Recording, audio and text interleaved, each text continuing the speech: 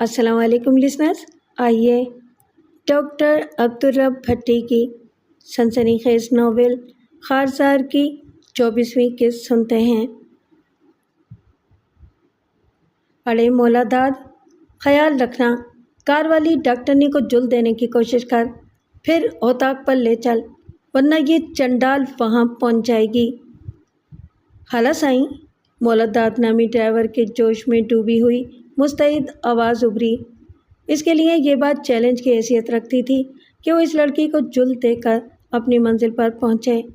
چہرے پر اجرک لپٹی ہونے کی وجہ سے میں کچھ بھی دیکھنے سے قاصر تھی، تاہم ان لوگوں کی باتوں سے مجھے یہ اندازہ لگانے میں مشکل پیش نہیں آئی تھی کہ ڈاکٹر ماروی ابھی تک مجھے ان بدمعاشوں کے چنگل سے چھڑانے کی خاطر برابر ان کے تعاقب میں لگی ہوئی تھی۔ ایسے میں مجھے اب اس کی طرف سے فکر لاحق ہونے لگی تھی، اگرچہ اس میں شک شبے کی ذرا گنجائش نہ تھی کہ ان بدمعاشوں کو ڈاکٹر ماروی کی حیثیت کا بخوبی اندازہ تھا۔ یہی شکر تھا کہ انہوں نے اسے ہاتھ لگانے کی جرات نہیں کی تھی، لیکن کوئی بعید نہ تھی کہ ڈاکٹر ماروی کے اس ایڈونچر پر یہ لوگ مشتعل ہو کر اس کے خلاف کوئی ایسا ویسا قدم نہ اٹھا لیں۔ یہ واقعی بڑی نازک صورتحال تھی۔ مجھے خود بھی اس بات کا بخوبی اندازہ تھا کہ ڈاکٹر ماروی بہرحال کوئی عام لڑکی نہ تھی، اور اس کا اندازہ ان نامعلوم مسلح حملہ آوروں کو بھی تھا۔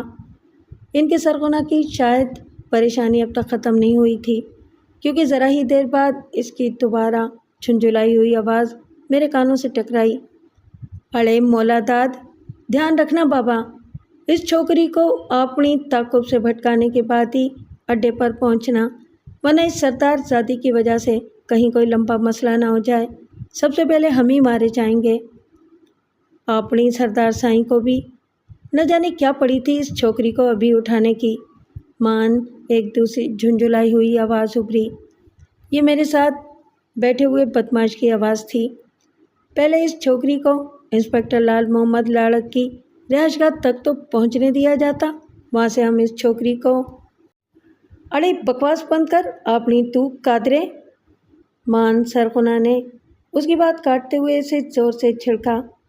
اڑے مولا داد، تو اپنا کام ہوشیاری سے اور ذرا جلدی نمٹانے کی کوشش کر، ایسا نہ ہو اس کے ساتھ پولیس والے بھی ہمارے پیچھے پڑ جائیں۔ اس سردار زادی سے ہر حال میں جان چھڑانی ہے، ورنہ اپنی سردار سائیں سب سے پہلے ہمیں اپنے کہتوں میں گاڑ دے گا۔ سرغنہ کی بدحواسی عروج پر تھی۔ ڈاکٹر ماروی ان کے لیے درد سر بن چکی تھی۔ وہ ان لہیم شہیم خوخار مسلح بدمعاشوں سے نہ نکلی جا رہی تھی اور نہ ہی اگلی۔ ایک اکیلا چنا ڈاکٹر ماروی کی صورت میں بھاڑ جھونکنے میں مصروف تھا اور دانتوں تلے لوہے کا ثابت ہو رہا تھا۔ ادھر میں ان بدمعاشوں کی زبان سے سردار سائیں کی گردان پر ٹھٹک کر کچھ یاد کرنے کی کوشش کرنے لگی۔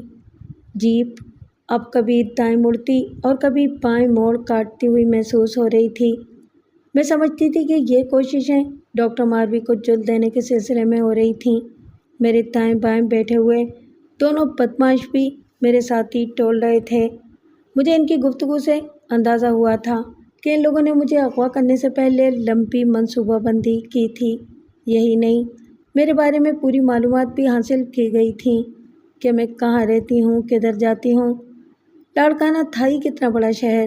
کراچی، حیدرآباد اور دیگر بڑے شہروں کے برعکس اندرون سندھ کے چھوٹے شہروں میں یہی بات سب سے خاص تھی کہ یہاں تقریباً ہر دوسرا شخص ایک دوسرے سے واقف ہوتا ہی ہے، بالخصوص بڑی شخصیات تو سب کی نظروں میں ہوتی ہیں۔ اچانک میرے ساتھ بیٹھے ڈولتے ہوئے ایک بدمعاش نے، جس نے غالباً عقب میں ڈاکٹر ماروی کی کار پر نظر رکھی ہوئی تھی، چلا کر کہا، سردار زادی کی کار اب کہیں دکھائی نہیں دے رہی ہے۔ میرا خیال ہے کہ گاڑی کو اب اپنے اڈے کی طرف موڑ لیا جائے۔ اس کی بات کا کسی نے جواب نہیں دیا تھا۔ شاید دوسرے لوگ بھی اس بات سے پہلے ہی واقف تھے۔ یہی وجہ تھی کہ گاڑی اب سیدھی راہ پر دوڑنے لگی تھی۔ پھر اسی طرح تقریباً نصف گھنٹہ دوڑنے کے بعد جب جیپ شاید مضافات میں داخل ہو گئی تھی، کیونکہ اب مجھے گاڑیوں کا شور سنائی نہیں دے رہا تھا۔ باہر اکا دکا قریب سے گزرنے والی کسی بھاری گاڑی کا ہلکا سا شور ابھرتا اور پھر وہی سناٹا چھا جاتا۔ دفتن جیپ زبردست ہچکولے کھانے لگی۔ بالآخر وہ ایک جھٹکے سے رک گئی۔ میرا دل گویا ابھی تک حلق میں اٹکا ہوا تھا۔ دھڑ دھڑاہٹ کے ساتھ جیپ کے دروازے کھلے اور مجھے بھی بازوؤں سے پکڑ کر نیچے اتارا گیا۔ اجرک کا گھونگھٹ ہنوز میرے اوپر پڑا ہوا تھا۔ میں کچھ دیکھنے سے قاصر تھی۔ وہ مجھے لیے نہ جانے کن کن راستوں راہداریوں سے گزرتے رہے۔ پھر آخر میں کسی زینے سے نیچے اتارا گیا۔ اس جگہ پہنچ کر میرے چہرے سے اجرک ہٹا دی گئی۔ آنکھوں کے سامنے سے اجرک کا پردہ ہٹتے ہی میں نے خود کو ایک تہہ خانے میں کھڑے پایا۔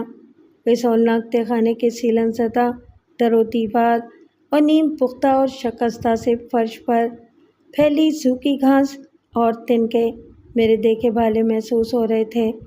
اس تہہ خانے کی چھت بہت نیچی تھی۔ غیر معمولی لمبے چوڑے شخص کو یہاں جھک کر کھڑا ہونا پڑ رہا تھا۔ پھر وہ لوگ مجھے وہاں اکیلا چھوڑ کر چلے گئے۔ میں سناٹے کسی کیفیت میں تہہ خانے کے وسط میں کھڑی آنکھیں پھاڑے چاروں طرف وحشت زدہ نظروں سے دیکھ رہی تھی۔ چھت کے ایک کونے میں ہلکے پاور کا بلب روشن نظر آ رہا تھا۔ میرے لرزیدہ دماغ میں پہلا نام جو ابھرا تھا وہ سردار داد محمد المعروف دودہ خان کا تھا۔ یہ تہہ خانہ اس حویلی کا وہ حصہ تھا جہاں ایک رات میں نے اپنی پوری زندگی کا سب سے جرأت انگیز کارنامہ انجام دیا تھا، جس پر مجھے خود بھی آج تک یقین نہیں آتا تھا کہ میں نے اتنی بڑی بہادری اور جرأت کے ساتھ یہ کٹھن اور مشکل کام کس طرح انجام دے ڈالا تھا۔ اس منحوس تہہ خانے میں شینا کو بڑی قابل رحم حالت میں آہنی زنجیروں کے ساتھ جکڑے قید میں رکھا گیا تھا، لیکن میرے غیر متوقع اور جرأت آمیز عملی مظاہرے کی وجہ سے شینا کو اس منحوس قید خانے سے نجات ملی تھی۔ یہ سردار دودہ خان کے لیے یقیناً بڑی اذیت ناک سبکی کا باعث بنی ہوگی، لیکن اب کیا مجھے اس کارنامے کی سزا ملنے والی تھی؟ یہ وحشت انگیز سوال کوڑے کی طرح میرے وجود پر پڑا اور میں سرتاپا لرز اٹھی۔ میری کنپٹیاں سائیں سائیں کرنے لگیں۔ دل جیسے بار بار رکتا محسوس ہو رہا تھا۔ پورا وجود دہشتناک لمحات کے تصور سے لرز رہا تھا۔ میں نے کپ کپاتے دل کے ساتھ سوچا، کیا سردار دودہ خان کو میرے شینا والے کارنامے کا علم ہو چکا تھا؟ مگر سوال یہ پیدا ہوتا تھا کہ سردار دودہ خان کو آخر یہ کیسے پتہ چلا کہ وہ کارنامہ انجام دینے والی میں یعنی گونجا تھی، جبکہ مجھے اچھی طرح یاد تھا کہ میں نے اس رات شینا کو اس تہہ خانے سے رہائی دلائی تھی اور پھر ہم دونوں بڑی ہوشیاری اور خاموشی کے ساتھ تاریکی کا فائدہ اٹھاتے ہوئے نکل گئے تھے۔ ایسے میں میرے ہاتھوں سردار کا چمرق سا منشی بھی ہلاک ہوا تھا، جو اپنے بٹے سائیں کے ایما پر اس رات تہہ خانے میں شینا کی عزت سے کھیلنا چاہتا تھا۔ میں نے ذہن پر بہت زور دیا اور سوچوں کے دائرے کو وسیع کرتے ہوئے نہایت باریک بینی سے پیش آمدہ حالات پر غور کرنے لگی، لیکن بے سود۔ میرے ذہن میں کوئی ایسی توجہ نہ آ سکی جس سے مجھے ذرا بھی یہ اندازہ ہوتا کہ سردار دودہ خان کو آخر میرے اس کارنامے کی بھنک کیسے پڑی۔ پھر میں نے ان پریشان کن خیالات کو ذہن سے جھٹکا اور آئندہ کے بارے میں سوچنے لگی۔ سب کچھ واضح تھا۔ مجھے سردار دودہ خان کے کارندوں نے اغوا کیا تھا اور اب کسی بھی وقت دودہ خان کے سامنے میری پیشی ہو سکتی تھی۔ پریشان کن سوچوں کو ذہن سے جھٹکا تو جسمانی تھکاوٹ غالب آنے لگی اور ٹانگوں پر کھڑا ہونا دوبھر محسوس ہونے لگا۔ مجبوراً میں تہہ خانے کی سیلن زدہ دیوار سے پشت لگا کر فرش پر بیٹھ گئی۔ وقت دھیرے دھیرے سرکتا رہا۔ اب میں کمزوری سی محسوس کرنے لگی تھی۔ اس کی وجہ یہ تھی کہ میں نے صبح صرف ناشتہ ہی کیا تھا اور چائے کے سوا کسی چیز کو ہاتھ نہیں لگایا تھا۔ پانی پیے بھی مجھے کئی گھنٹے بیت چکے تھے۔ میرے اندازے کے مطابق 6 یا 8 گھنٹے گزر چکے تھے۔ مجھے حیرت تھی کہ اس وقت تک کوئی بھی میرے پاس نہیں آیا تھا، حتیٰ کہ پانی دینے بھی کوئی نہیں آیا۔ پیاس کی شدت سے میرا حلق سوکھ کر کانٹا ہو رہا تھا۔ یقیناً اس تہہ خانے میں ہوا کی آمد و رفت کے لیے خفیہ سوراخ ہوں گے، ورنہ تو اب تک دم گھٹنے سے میں مر چکی ہوتی یا قریب المرگ ہوتی۔ گرمی اور گھٹن کا احساس ستانے لگا تھا۔ جیسے جیسے وقت سرکتا جا رہا تھا، اس تہخانے میں گھٹن کا بھی احساس سوا ہوتا جا رہا تھا۔ میں ان دنوں کا تصور کرنے لگی جب شینا یہاں قید تھی اور نہ جانے کتنا عرصہ اس زمین دوست تہخانے میں قید رہی تھی۔ اب مجھے نہ جانے کب تک یہاں قید رہنا تھا۔ شینا کو تو میں اپنی جان پر کھیل کر یہاں سے نکال لے گئی تھی، لیکن مجھے کون یہاں سے رہائی دلائے گا؟ شینا؟ مگر بیچاری شینا کو تو کچھ پتہ ہی نہیں تھا اس نئی صورتحال کے بارے میں۔ ہاں، اتنا ضرور ہو سکتا تھا کہ وہ جب بھی گھر لوٹے گی تو اسے سکھا یا چوکیدار بابا بسایا میرے بارے میں اتنا ضرور بتا دے گا کہ میں ڈاکٹر ماروی کے ساتھ گیجر ہاؤس چلی گئی تھی۔ میری طرف سے دیر ہونے کی صورت میں شینا ضرور ڈاکٹر ماروی وغیرہ سے رابطہ کرے گی، اور پھر کیا ہوگا؟ اسے ڈاکٹر ماروی کیا بتائے گی کہ وہ لہیم شہیم بدماش کون تھے، کس کے آدمی تھے؟ اس دھرتی پر میرے اور شینا کے دشمن بھی تو ہزار تھے۔ جانے کس شکاری نے جال پھینک دیا تھا، اب ایک ایک کے بھٹ میں تو منہ ڈال کر وہ مجھے ڈھونڈنے سے رہی۔ لیکن بعض مخصوص حالات میں انسان غیر متوقع طور پر ایسے معیر العقول کارنامے سر انجام دے ڈالتا ہے کہ بعد میں اسے یقین ہی نہیں آتا اپنے کارنامے پر کہ اس نے ہی انجام دیا ہے۔ جیسا کہ میں نے باقاعدہ منصوبہ بندی کے تحت شینا کو سردار طوطا خان کے اس قید خانے سے آزاد کروایا تھا، لیکن یہ بھی درست تھا کہ ایسے معجزے بار بار نہیں ہوا کرتے۔ اچانک میرے ذہن میں ایک خیال آیا کہ میں خود ہی یہاں سے نکلنے کی کوشش کروں۔ میں نے نظر اٹھا کر اوپر جاتی ہوئی شکستہ سیڑھیوں کی طرف دیکھا، جس کے اختتام پر ایک پٹ والا وزنی دروازہ دکھائی دے رہا تھا۔ یہ میرے لیے کیا کم تھا کہ میرے ہاتھ پاؤں آزاد تھے۔ ذہن میں ابھرنے والے ایک فوری خیال کے تحت میں جلدی سے اٹھی اور سینے کی طرف بڑھی، پھر دھڑکتے دل کے ساتھ آہستہ آہستہ سینے طے کرتی ہوئی اوپر چڑھنے لگی۔ دروازے تک پہنچ کر میں نے اس کا جائزہ لیا۔ سپاٹ اور مضبوط تختوں کو اس مہارت کے ساتھ آپس میں جوڑا گیا تھا کہ اس میں معمولی سی جھری تک نہیں تھی۔ لکیروں کی صورت میں جوڑ نمایاں تھے۔ میں نے آہستگی کے ساتھ دروازے پر اپنے ہاتھ کی ہتھیلی جماتے ہوئے اسے دھکیلنے کی بچکانہ کوشش کی، مگر دروازہ اپنی جگہ سے ہلا تک نہیں تھا۔ ابھی میں وہاں کھڑی کچھ سوچ ہی رہی تھی کہ اچانک مجھے دروازے کی دوسری طرف آہٹ سی سنائی دی۔ یکبارگی میرا دل زور سے دھڑکا اور سانسیں تیز تیز چلنے لگیں۔ کوئی تہخانے کی طرف آ رہا تھا۔ میں جلدی سے مختصر سینہ طے کرتی ہوئی دوبارہ سامنے کی دیوار سے لگ کر کھڑی ہو گئی اور متوحش نگاہوں سے تہخانے کے دروازے کو اس طرح تکنے لگی جیسے ابھی کوئی عفریت یہ دروازہ توڑتا ہوا تہخانے میں آ گھسے گا اور مجھے پھاڑ کھائے گا۔ دفعتاً دروازے پر ہلکے سے کھٹکے کی آواز ابھری، مگر اتنی آواز بھی تہخانے کے پرہول سناٹے میں دھماکے سے کم نہ تھی۔ اگلے ہی لمحے دروازہ کراہ آمیز چڑچڑاہٹ کے ساتھ کھلتا چلا گیا۔ میری وحشت انگیز نگاہیں سامنے جم کر رہ گئی تھیں۔ ایک پٹ والا دروازہ بڑے پراسرار انداز میں باغ ہوا تھا۔ چوکھٹ کے پار روشنی پھیلی ہوئی تھی۔ مان چوکھٹ پر ایک ہیبلا نظر آیا۔ میں اسے دیکھ کر بری طرح چونکی۔ میں اس کے چہرے کی نقوش دیکھنے سے بھی قاصر تھی، اس لیے کہ چوکھٹ پر مدھم سی روشنی میں وہ ایک پراسرار سائے کی طرح دکھائی دے رہا تھا۔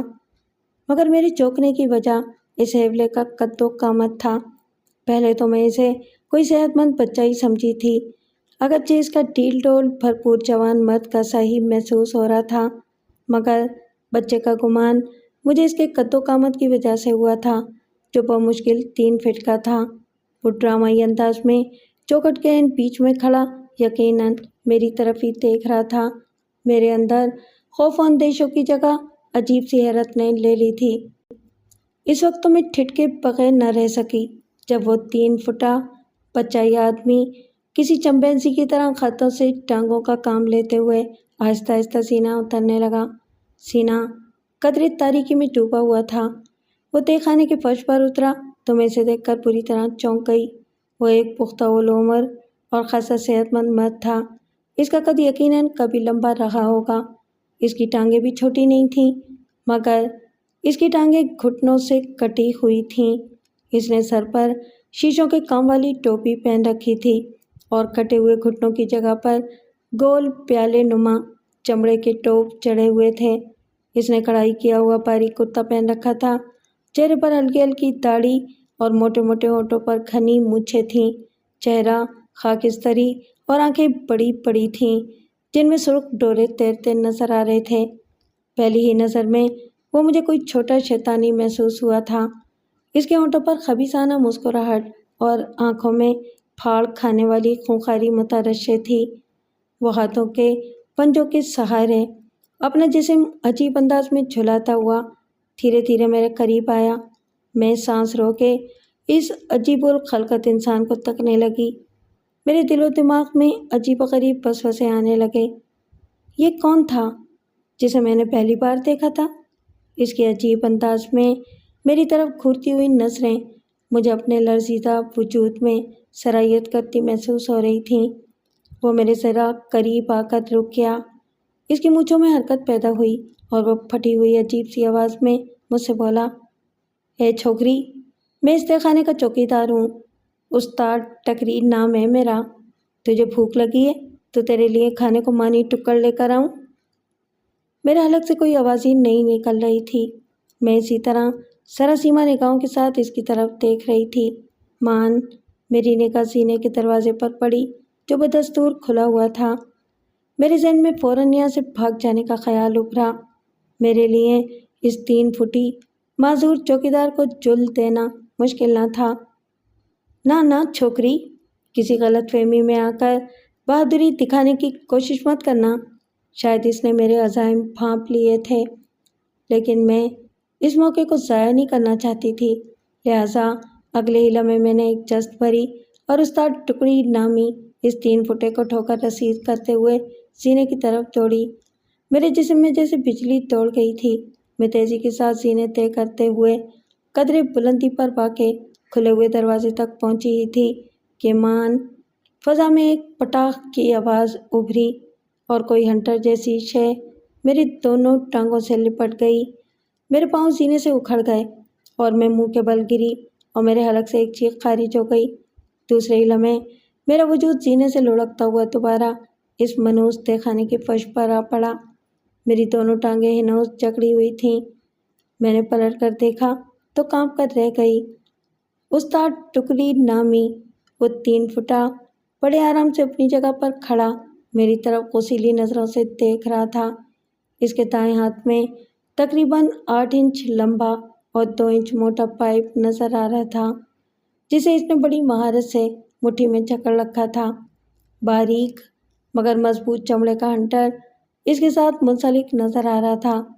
اس خبیث نے نہ جانے کس طرح اسے میری طرف لہرا کر پھینکا تھا کہ وہ ہنٹر میری دونوں ٹانگوں پر سختی کے ساتھ لپٹ گیا تھا۔ میں نے کہا تھا نا چھوکری، کسی غلط فہمی میں نہ پڑنا۔ میرا نام استاد ٹکڑی ایسے ہی نہیں پڑا۔ اب میں تجھے ذرا تیری بہادری کا مزہ چکھاتا ہوں، اس نے دانت پیس کر غراتے ہوئے کہا، اور پھر اگلے ہی لمحے اس نے اپنے دوسرے ہاتھ کو فضا میں بلند کر کے مخصوص انداز میں ایک جھٹکا دیا اور میں نے دیکھا اس کی بائیں آستین سے ایک دوسرا ایسا ہی گول پائپ نکل کر اس کی مٹھی میں آ گیا اور اس نے نہ جانے کس طرح اسے جھٹکا دیا کہ اگلے ہی لمحے اس پائپ کے اندر سے بھی ایک باریک تار نما ہنٹر سانپ کی طرح فضا میں لہراتا ہوا مجھ پر پڑا۔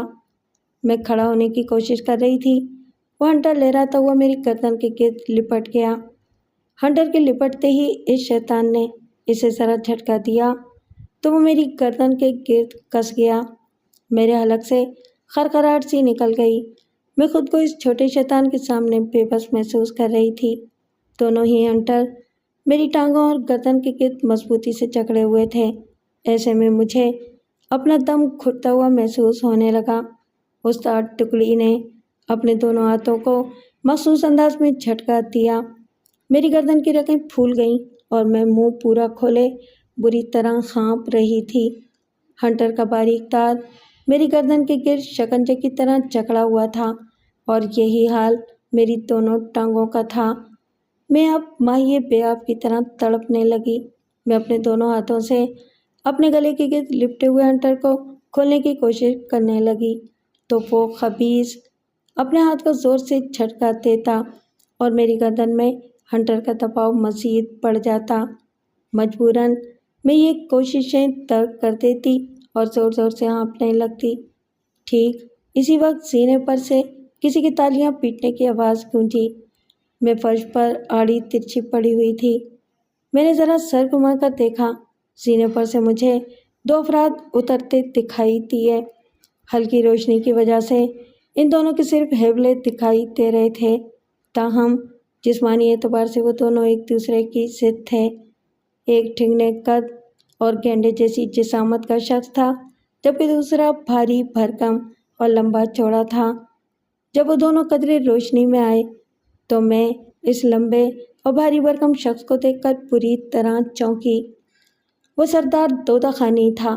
اس کی سحرآلود نظر مجھ پر جمی ہوئی تھی، جبکہ دوسرا ٹھکنا اور گینڈے جیسی جسامت کا شخص میرے لیے اجنبی تھا۔ اس نے بوسکی کی شلوار قمیض پہن رکھی تھی۔ وہ سانولی رنگت اور بھاری نقوش کا حامل شخص میری طرف استہزائیہ نظروں سے دیکھتا ہوا آہستہ آہستہ میرے قریب آ کر رک گیا۔ اڑے واہ استاد ٹکڑی، تو نے تو اس کو خاک چاٹنے پر مجبور کر دیا۔ وہ میری طرف گرسنہ نظروں سے گھورتے ہوئے اس 3 فٹے شیطان سے بولا۔ پر سائیں کچھ مزہ نہیں آیا، وہ 3 فٹا شیطان بے دلی سے بولا۔ ہوتا سامنے کوئی مرد کا بچہ تو اسے خاک چٹوانے کا مزہ بھی آتا، اب اس چھوکری ذات کا کیا ہے؟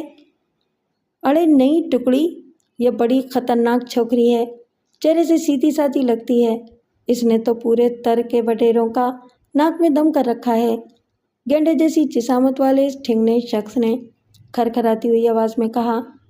استاد ٹکڑی، ابھی تو نے اس کی دوسری سہیلی کو نہیں دیکھا، اس نے تو پورے لاڑکانہ کو انگلیوں پر نچا رکھا ہے۔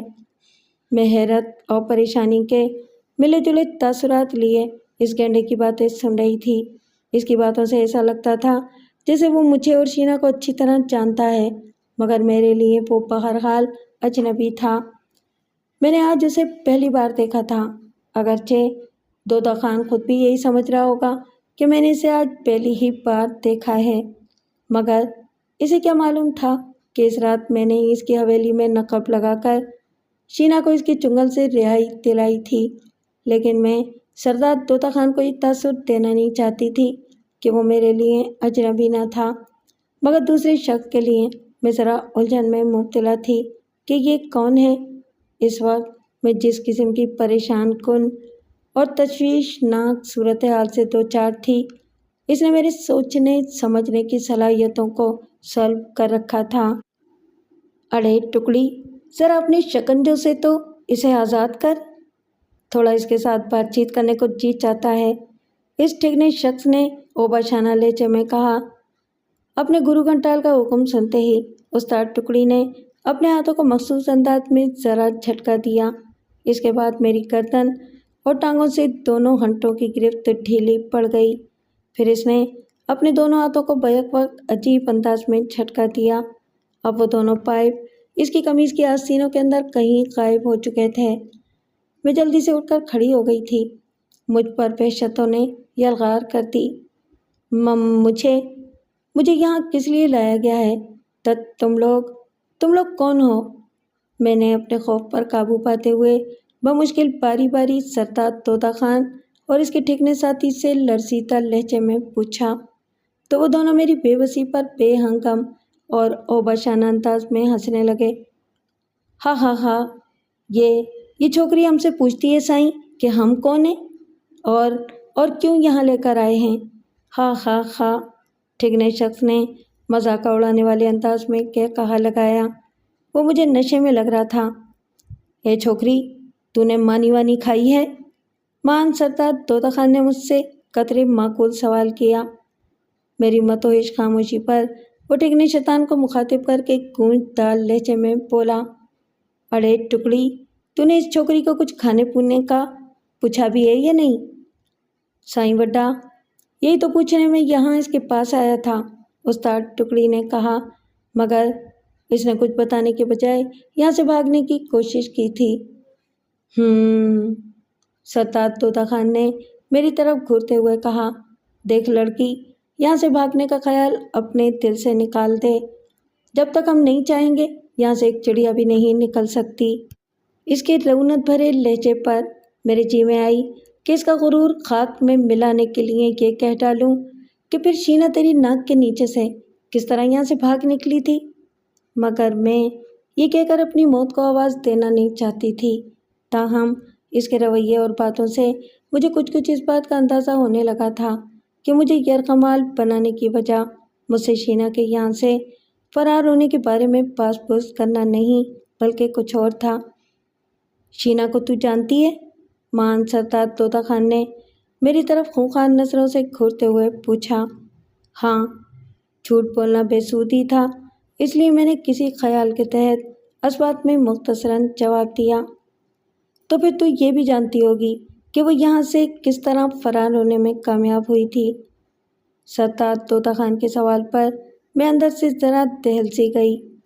میرا اندازہ غلط ثابت ہوا تھا، تاہم اس کے سوال پر مجھے کم از کم یہ تسلی ہوئی تھی کہ یہ دونوں خبیث شیطان اس بات سے لا علم تھے کہ شینا کو یہاں سے فرار کروانے کا کارنامہ میں نے ہی انجام دیا تھا، اور ویسے بھی شاید ان کے تصور میں بھی یہ بات نہ ہوگی کہ میرے جیسی سادہ لو لڑکی یہ کارنامہ انجام دے سکتی ہے۔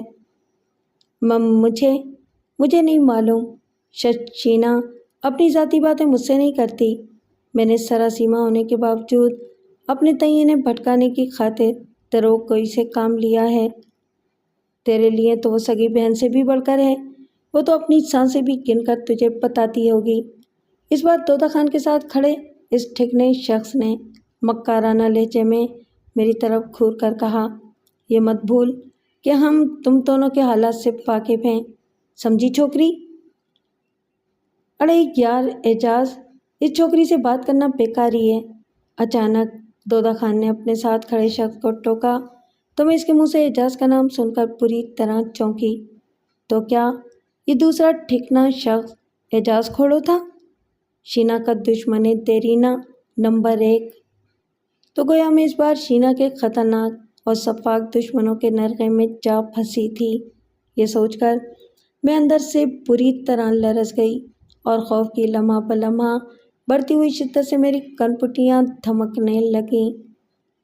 نہیں سائیں طوطا خان، اس چھوکری کو معمولی نہ سمجھ، یہی تو اس چنڈال چھوکری کا سایہ ہے، سایہ۔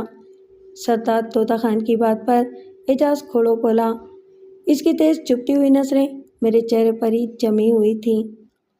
ہاں تو ٹھیک ہے بابا، اب ہم نے اسے اپنے قبضے میں کر ہی لیا ہے تو وہ چنڈال بھی ہمارے قبضے میں آ ہی جائے گی، سرتاج طوطا خان نے بے پرواہی سے کہا، اور مجھے یہ سمجھنے میں دیر نہ لگی کہ مجھے یرغمال بنانے کا مقصد ہی دراصل شینا کو جھکانا تھا۔ اس بار مجھے خوف کے ساتھ ساتھ پریشان کن تشویش نے بھی آ لیا۔ ٹھیک ہے سائیں، جیسے آپ کی مرضی، اعجاز نے گویا سرتاج طوطا خان کی بات مانتے ہوئے کہا۔ میں نے ویسے شینا سے رابطے کے لیے اپنے آدمی بھیج دیے ہیں۔ میں تو یہ جاننے کے لیے بے چین ہوں کہ آخر وہ 2 ٹکے کی چھوکری میری آنکھوں میں دھول جھونک کر اور میرے آدمی میرل کو قتل کر کے یہاں سے بھاگی کس طرح؟ طوطا خان نے قہرآلود لہجے میں بولتے ہوئے دانت پیسے۔ بس ایک بار مجھے یہ معلوم ہو جائے کہ یہ کارنامہ کس نے انجام دیا تھا، میں اسے اس کی بہادری کا ایسا مزہ چکھاؤں گا کہ اس کی لاش بھی بل بلا کر معافی کے لیے میرے آگے ہاتھ جوڑے اٹھ کھڑی ہو جائے گی۔ مجھے تو لگتا ہے کہ یہ کارنامہ اسی چھوکری کا ہوگا۔ مان اعجاز کھوڑوں نے آنکھیں سکیڑ کر بغور میرے چہرے کی طرف دیکھتے ہوئے سرتاج طوطا خان سے کہا۔ میں اس کی بات پر پوری جان سے لرز اٹھی۔ اس کم بخت نے اس بارے میں بڑا درست اندازہ لگایا تھا۔ اگر سرتاج طوطا خان کو اس کم بخت کی بات پر یقین ہو جاتا تو وہ اسی وقت میری کھال اتار دیتا۔ ارے نہیں یار، اس چھوکری کا تو ہمیں دیکھ کر ہی سانس نکلا جا رہا ہے، بھلا یہ اتنی جرأت کس طرح کر سکتی ہے؟ سرتاج طوطا خان نے رعونت سے کہا، اور میں نے اطمینان کا سانس لیا۔ ٹھیک ہے، پھر پہلے اس چنڈال شینا کو بھی یہاں لینے دو، اس سے خود ہی ہم اگلوا لیں گے۔ یہ ہے نا اپنی استاد ٹکڑی، یہ تو پتھروں کو بھی بولنے پر مجبور کر ڈالتا ہے۔ اعجاز نے 3 فٹے شیطان کی طرف اشارہ کرتے ہوئے کہا، اور پھر وہ دونوں وہاں سے چلے گئے۔ ان کے تہہ خانے سے جاتے ہی میرے سینے کے پنجرے میں اٹکی ہوئی سانسیں دائرے مضروب کی طرح پھڑ پڑا کر خارج ہوئی تھیں۔ میں تیرے لیے مانی لے کر آتا ہوں، اچانک قریب کھڑے استاد ٹکڑی نے کہا، اور پھر وہ اپنی مخصوص عجیب و غریب چال کے ساتھ زینے چڑھ کر تہہ خانے سے نکل گیا۔ میں اس وقت پہلے سے بھی زیادہ خطرات میں گھری ہوئی تھی، اگرچہ مجھے کسی حد تک یہ جان کر اطمینان ہوا تھا کہ سردار دودہ خان ہنوز اس بات سے لا علم ہی ہے، مگر میں اس تصور سے کانپ رہی تھی جب وہ یہ جاننے کے لیے کہ شینا کو اس قید خانے سے نکالنے کا کارنامہ کس نے انجام دیا تھا، اور وہ دونوں یعنی ستار اور اعجاز کھوڑو شینا کو میرے ذریعے یرغمال بنانے اور اسے یہ راز اگلوانے کا خطرناک عزم بھی کیے ہوئے تھے۔ اگر ان دونوں نے شینا سے یہ حقیقت اگلوا لی تو پھر میرے ساتھ نہ جانے یہ لوگ کیا سلوک کریں۔ بالخصوص سردار دودہ خان بہت زیادہ ادھار کھائے بیٹھا تھا۔ شینا بہرحال ایک عورت ذات تھی، اور عورت ذات سے کچھ بھی اگلوانا ناممکن نہیں ہوتا۔ عزت پر پرتشدد حملے کے خوف سے یقیناً شینا خاموش نہیں رہ سکتی تھی، بجز اس کے کہ وہ شرمناک تشدد سے پہلے اپنے آپ کو خود ہی ختم کر لے۔ میں اللہ سائیں سے یہی دعا مانگنے لگی کہ خدا کرے شینا ان شیطانوں کے ہتھے چڑھنے سے محفوظ رہے۔ میں نے اب انتہائی سنجیدگی اور باریک بینی کے ساتھ یہاں سے فرار ہونے کے امکانات پر غور کرنا شروع کر دیا، جو سرے دست مجھے مشکل ہی نہیں بلکہ ناممکن بھی نظر آ رہا تھا۔ اگرچہ استاد ٹکڑی نامی چوکیدار کو دیکھ کر میں نے یہاں سے نکل بھاگنے کی کوشش کی تھی، مگر میرا اندازہ غلط نکلا تھا۔ استاد ٹکڑی میرے تصور کے برخلاف بڑا کائیاں اور ہوشیار ثابت ہوا تھا۔ اس نے جس طرح مجھے اپنے آستینوں میں چھپے ہنٹروں سے قابو کر کے بے بس کیا تھا، اس نے میری مزاحمت پر اوس ڈال دی تھی، یا پھر میں نے شاید اس کی طاقت کا اندازہ لگائے بغیر جلد بازی کا مظاہرہ کر ڈالا تھا، جس کی وجہ سے وہ اب میری طرف سے مزید محتاط اور ہوشیار ہو گیا تھا۔ اگر میں خود کو اس 3 فٹے چوکیدار کے سامنے ایک ڈری سہمی اور سادہ لو لڑکی کی طرح ہی ظاہر کرتی تو شاید موقع دیکھ کر یہاں سے نکل بھاگنے کی کوشش بارآور ثابت ہو جاتی، مگر اب کیا ہو سکتا تھا؟ تاہم میں ابھی بھی نا امید نہیں ہوئی تھی۔ وہ میرے لیے کچھ کھانے پینے کا بندوبست کرنے کے لیے جا چکا تھا۔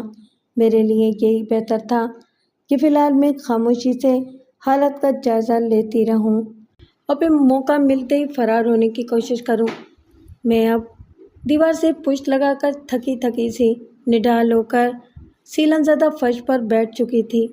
پھر مجھے اپنے چاہنے والے ہمدردوں کی یاد آنے لگی۔ میری اچانک گمشدگی سے انکل لال محمد، آنٹی روزینہ اور شینا یقیناً بہت متفکر اور مضطرب ہو رہے ہوں گے، بلکہ مجھے یقین تھا کہ میری گمشدگی کی وجہ سے انکل لال اور آنٹی روزینہ کو یقیناً جیکب آباد جانے کا پروگرام بھی ملتوی کرنا پڑا ہوگا، اور شینا تو بیچاری پاگلوں کی طرح میری تلاش میں سرگرداں ہوگی۔ ڈاکٹر ماروی کے بارے میں بھی مجھے یقین تھا کہ چین سے وہ بھی نہیں بیٹھی رہی ہوگی۔ اس نے یقیناً اب تک سب سے پہلے پولیس اور میرے ہمدردوں کو میرے اغوا ہونے کی اطلاع پہنچا دی ہوگی، اور یہ بات بھی یقینی تھی کہ چھوٹے سائیں کو بھی اس حادثے کا علم ہو چکا ہوگا۔ ڈاکٹر ماروی اور چھوٹے سائیں کی حیثیت اپنی جگہ تھی، مگر مجھے ایسا لگتا تھا کہ یہ دونوں بہن بھائی، بالخصوص چھوٹے سائیں، اس واقعے کے بعد چین سے نہیں بیٹھیں گے۔ وہ میرے اس اغوا کا ذمہ دار خود کو ہی ٹھہراتے ہوئے مجھے رہا کروانے کی سر توڑ کوششوں میں لگ گئے ہوں گے۔ مجھے کون لوگ اغوا کر سکتے تھے، اس کا درست اندازہ شینا کے سوا اور کوئی نہیں لگا سکتا تھا، لیکن میرے دشمنوں کی تعداد اس قدر تھی کہ ایک لمحے کو وہ خود بھی شیشو پنج میں مبتلا ہو سکتی تھی۔ اب یہ شینا کی چالاکی پر منحصر تھا کہ وہ اس حقیقت کا درست اندازہ لگاتی ہے کہ مجھے اغوا کرنے والے اعجاز اور سردار دودہ خان کے سوا کوئی نہیں ہو سکتے تھے۔ یہ بھی لازمی تھا کہ شینا کے دل میں سردار دودہ خان کا نام آتے ہی اس کے زرخِ ذہن میں اس کی حویلی کا خیال بھی آ جائے، جو اس شہر کے مضافات میں باقرانی روڈ پر واقع ہے۔ ذرا دیر بعد زینے کا دروازہ کھلا۔ میں اپنے خیالات سے چونکی اور قدرے سنبھل کر بیٹھ گئی۔ پھر ذرا سر اٹھا کر دیکھا۔ استاد ٹکڑی ہاتھوں میں کھانے کی ٹرے لیے دروازے کے قریبی زینے کے سرے پر کھڑا تھا۔ اس نے ایک نظر میری طرف ڈالی، پھر ٹرے کو زینے پر ہی رکھتے ہوئے مجھے آواز دے کر بولا، اڑی چھوکری، یہ روٹی رکھ دی ہے میں نے، آ کر اٹھا لینا۔ اتنا کہہ کر وہ پلٹ گیا۔ میں اسی طرح ہی خاموش بیٹھی رہی۔ بھوک کا احساس ان کا تھا، البتہ پیاس ضرور محسوس ہو رہی تھی۔ میں نے ٹرے میں رکھی پانی کی بوتل دیکھ لی تھی، اسی لیے صرف اسے اٹھانے کے لیے میں نے اپنی جگہ سے حرکت کی اور آہستہ آہستہ سینہ طے کر کے ٹرے پر سے پانی کی بوتل اٹھائی اور پھر واپس نیچے اپنی جگہ پر آ کر بیٹھ گئی اور بوتل منہ سے لگا لی۔ میں نے تقریباً آدھی بوتل خالی کر ڈالی۔ پانی پینے کے بعد میں گہرے گہرے سانس لینے لگی۔ تازہ اور میٹھے پانی کی بدولت میرے اندر تازگی سی بھر گئی تھی۔ رات کا جانے کون سا پہر سرک آیا تھا۔ تہہ خانے کے اندر اس قدر تاریکی بڑھ گئی تھی کہ بلب کی روشنی بھی مدھم سی ہو کر رہ گئی۔ ادھر میرے دل کا یہ عالم ہو رہا تھا کہ لمحہ بلمحہ انجانے اندیشوں اور وحشتوں کی یلغار تلے بری طرح دھڑکنے لگا تھا۔ میں خود کو اس قدر بے بس محسوس کر رہی تھی کہ میرے پاس غیبی امداد کی مہم سی امید کے سوا اور کچھ نہ تھا۔ اس منحوس قید خانے میں مجھے اپنی ساری کوششیں بیکاری محسوس ہو رہی تھیں۔ ساتھ ہی مجھے اعجاز اور بالخصوص سردار دودہ خان کی بے خوفی پر بھی حیرت ہو رہی تھی کہ انہوں نے مجھے یرغمال بنا کر اس حویلی کے تہہ خانے میں رکھا تھا جہاں مجھ سے پہلے شینا بھی قید و بند کی صعوبتیں جھیل چکی تھی۔ کیا دودہ خان کے ذہن کے کسی گوشے میں ذرا بھی اندیشہ نہ تھا کہ شینا کو اگر سردار دودہ خان کی اس حویلی کا شک ہو گیا تو وہ کسی بھی طرح یہاں پہنچ سکتی تھی، کیونکہ شینا میرے ساتھ یہاں سے فرار ہوئی تھی اور یہاں تک کے راستے کا اسے بھی بخوبی علم تھا۔ دودہ خان کی اس بے خوفی کو میں اس کے گھمنڈ کے سوا کیا سمجھ سکتی تھی؟ دفعتاً مجھے تہہ خانے کی چھت پر کچھ کھٹر پٹر کا احساس ہوا۔ میں پوری طرح چونک کر اٹھ کھڑی ہوئی اور تہہ خانے کی نیچی چھت کو سر اٹھا کر اس طرح تکنے لگی جیسے میری پھٹی پھٹی آنکھیں چھت کو پھاڑ کر دوسری طرف دیکھنے کی سخت رکھتی ہوں۔ میں ان آوازوں کو سننے کی کوشش کرنے لگی۔ ان آوازوں کے آہنگ سے مجھے محسوس ہوا کہ اس تہہ خانے کی چھت پر کوئی کمرہ تھا اور ایک سے زائد افراد اوپر چہل قدمی کرتے محسوس ہو رہے تھے۔ کم و بیش 15-20 منٹ کے بعد یہ آوازیں ختم ہو گئیں۔ میری جی میں آئی کہ میں اونچی آواز میں کسی کو پکاروں، مگر پھر کسی خوف آمیز خیال کے بعد میں نے اپنا یہ ارادہ بدل دیا۔ میں چند ثانیے دم سادے کھڑی رہی، پھر جب کوئی ذرا بھی آواز میرے کانوں سے نہیں ٹکرائی تو میں ایک گہری سانس لے کر دوبارہ فرش پر بیٹھ گئی اور پھر تہہ خانے کے سیلن زدہ ماحول میں اسی طرح بیٹھے بیٹھے نہ جانے کب میں سو گئی۔ میری آنکھ ایک کھٹکے سے کھلی تھی۔ میں نے آنکھیں کھولی تو ان میں جلن کا احساس ہو رہا تھا، سر بھی بہت بھاری محسوس ہو رہا تھا۔ میں نے گرد و پیش میں دیکھنے کی کوشش کی۔ تہہ خانے میں اب چور روزنوں سے دن کے اجالے کی کرنیں اندر داخل ہو رہی تھیں۔ بلب بھی روشن تھا، یقیناً صبح ہو چکی تھی۔ نیند سے جاگتے ہی پہلی بار مجھے بھوک کا احساس ہونے لگا۔ اچانک میری نظر سامنے کھڑے استاد ٹکڑی پر پڑی۔ اس نے اپنے ہاتھوں میں کھانے کی ٹرے پکڑ رکھی تھی۔ میں قدرے ٹھٹک کر اٹھ بیٹھی۔ وہ نہ جانے کب سے اندر موجود اسی طرح ٹکر ٹکر میری طرف تکے جا رہا تھا۔ اس کی آنکھوں میں عجیب سی شیطانی چمک ہلکورے لے رہی تھی۔ اڑی چھوکری، قسم مولا کی تو ہے بڑی ہٹلر شے، ایسا آفت حسن پایا ہے تو نے کہ بس۔ بکواس بند کرو اپنی 3 فٹے، میں نے اس کی بیہودہ گوئی پر درستی سے کہا۔ میری آنکھوں میں نفرت کے شعلے بھڑک اٹھے۔ غصے میں تو تیرا حسن بفرے ہوئے سمندر کی طرح بے قابو ہو جاتا ہے۔ کاش اپنا سردار تودا خان تیرے کو مجھے انعام میں دے دے تو۔ میں کہتی ہوں بکواس بند کرو، میں غصے سے تل ملا کر بولی۔ اچھا غصہ مت کر، یہ کھا لے، ناشتہ ہے انڈوں پراٹھوں کا۔ دیکھ مجھے تیرا کتنا خیال ہے، تو رات سے بھوکی ہے نا؟ وہ مکروں مسکراہٹ کے ساتھ بولا۔ اس کی آنکھوں میں ہوس کے ڈورے تیر رہے تھے۔ نہیں کرنا مجھے ناشتہ واشتہ، میں نے حقارت سے اس کی طرف دیکھتے ہوئے کہا۔ دیکھ تو ناشتہ نہیں کرے گی تو تیرا اپنا نقصان ہوگا، میں تو خاموشی سے یہاں سے چلا جاؤں گا۔ تو کب تک بھوکی رہے گی؟ پیٹ کا دوزخ تو بھرنا ہی پڑے گا نا تیرے کو، وہ چالاکی سے بولا، مگر پھر میرے غصے سے لال سرخ چہرے پر بدستور نفرت اور حقارت کے آثار دیکھ کر وہ مکاری سے بات بناتے ہوئے فوراً بولا۔ دیکھ تو پیٹ بھر کر کچھ کھا لے، پھر میں تجھے ایک اہم خبر سناؤں گا۔ میں اس کے لہجے اور بات پر ذرا چونکی۔ میرا جی تو نہیں چاہ رہا تھا کہ اس 3 فٹے خبیث کے ساتھ کوئی بات کروں، مگر اس وقت ایسی حالت میں تھی کہ مجھے تنکے کا سہارا بھی بہت محسوس ہو رہا تھا۔ اچانک میرے دل میں ایک عجیب خیال فوری طور پر آیا۔ میرے سامنے ایک شاطر اور خبیث شیطان موجود تھا، مگر بہرحال وہ ایک مرد بھی تھا، ایسا مرد جو کسی بھی حسین و جمیل لڑکی کے سامنے بآسانی بیوقوف بن سکتا تھا۔ لہٰذا میں نے بمشکل اپنی کھولتی ابلتی کیفیت پر قابو پایا اور اپنے لہجے کو معتدل مگر سنجیدہ کرتے ہوئے مختصراً پوچھا، کون سی خبر؟ پہلے پیٹ بھرو، میں تجھے بھوکا پیاسا نہیں دیکھ سکتا۔ اس نے ناشتے کی طرف اشارہ کیا۔ میں نے بلاخر نہ چاہتے ہوئے بھی دھیرے سے اپنا سر اس بات میں ہلا دیا۔ شاباش، یہ ہوئی نا بات، دیکھ میں تیرے واسطے گرم گرم چائے بھی لے آیا ہوں۔ وہ اچانک خوش نظر آنے لگا۔ میں فرش پر بیٹھ کر مجبوراً زہر مار ناشتہ کرنے لگی، مگر کھانے بیٹھی تو کھاتی ہی چلی گئی۔ اس کے بعد میں نے چائے کا کپ بھی پی لیا۔ پھر میں اس کی طرف دیکھ کر بولی، تو کون سی خبر مجھے سنانا چاہتا تھا؟ میری بات پر وہ مکاری سے مسکراتے ہوئے بولا، پتہ نہیں، تجھے یہ سن کر خوشی ہوگی کہ دکھ ہوگا، مگر اچھا چل چھوڑ، سن۔ وہ لمحے بھر کو رکا اور بے پراسرار لہجے میں بولا، کل رات اس حویلی میں پولیس کا چھاپا پڑا تھا۔ یہ بات سنتے ہی میں سناٹے میں آ گئی۔ بمشکل تھوک نگلتے ہوئے بولی، کیا یہاں پولیس آئی تھی؟ ہے نا گرما گرم خبر، وہ اپنے دیدے گھماتے ہوئے بولا۔ پھر مزید آگے بتانے کے لیے اس نے نہایت خبیثانہ انداز میں اپنی ایک آنکھ میچ کر مجھ سے ایک انتہائی بیہودہ فرمائش کا اظہار کیا۔ میں جیسے یکدم سلگ اٹھی، مگر دوسرے ہی لمحے مجھے شینا کی وہ باتیں یاد آنے لگیں جو میرے لیے نصاب کا درجہ رکھتی تھیں کہ اگر مد مقابل پوری طرح حاوی ہو جائے تو ایسے نازک وقت میں جوش کے بجائے ہوش سے کام لینا چاہیے۔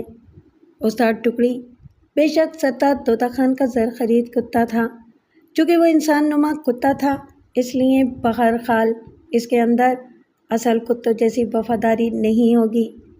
وہ خطا کا پتلا تھا۔ میرے حسن بلاخیز نے اس کی سردار طوطا خان سے وفاداری میں دراڑیں ڈال دی تھیں، لیکن چونکہ راتب پھینکنے والے کی طرف سے اس 3 فٹے شیطان نما خبیث کتے پر شاید مجھے نہ چھونے کی سختی سے قدغن لگی ہوئی تھی، اس لیے وہ نہایت احتیاط سے مجھے اپنے ناپاک مقصد کے لیے اعتماد میں لینے کی کوشش کر رہا تھا۔